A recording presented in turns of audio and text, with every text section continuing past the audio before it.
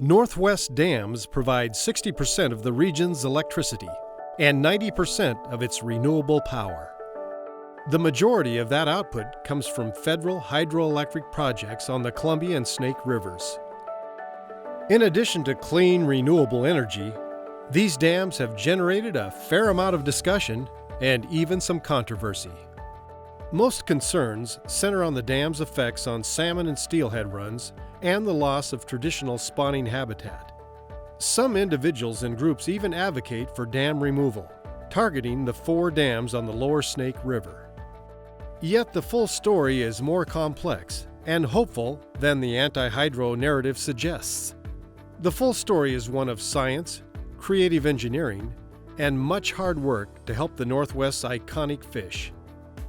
Since the late 70s, about $14.5 billion has been spent on dam improvements, habitat enhancements, and in salmon and steelhead hatcheries designed to support and supplement existing populations. This makes the Pacific Northwest home to the largest ongoing species-based restoration project in the nation. Although ocean conditions greatly affect the salmon and steelhead cycles, it seems apparent that these enormous efforts and expenditures are paying off. Over the past decades, salmon returns have improved steadily, with a record 2.5 million salmon returning through Bonneville Dam in 2014. For many years, state and federal agencies, tribal coalitions, and private interest groups have worked to restore many of the issues related to dams. The work has been difficult and challenging, but the progress is undeniable. So what do the residents of the Pacific Northwest think about dams, salmon runs, and their future prospects to coexist? Northwest River Partners, an alliance of Northwest utilities, ports, ag groups, and businesses, has put that question to the public.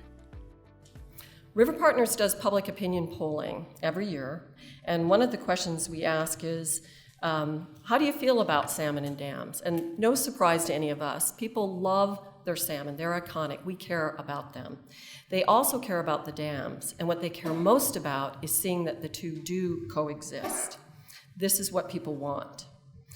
We also ask them, what is it you think we should be doing to help restore these fish runs in particular? What kind of action should we be undertaking? We give them a long list. We say things like, well, we could reduce commercial fishing or fishing. We could try and deal with all these predators like sea lions and birds. And what they come back and say, top 2, without fail, year after year is, we think you should be making improvements in the habitat, so the salmon have a good place to return to and spawn, and we think you should be making improvements at the dams. So today's celebration is a great day. We are doing the very things that people think we should be doing, and we're doing them and showing great results.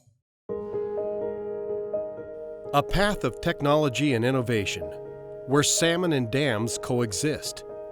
It's a formidable challenge, worth our efforts, worth our support, and it's what the people of the Pacific Northwest want.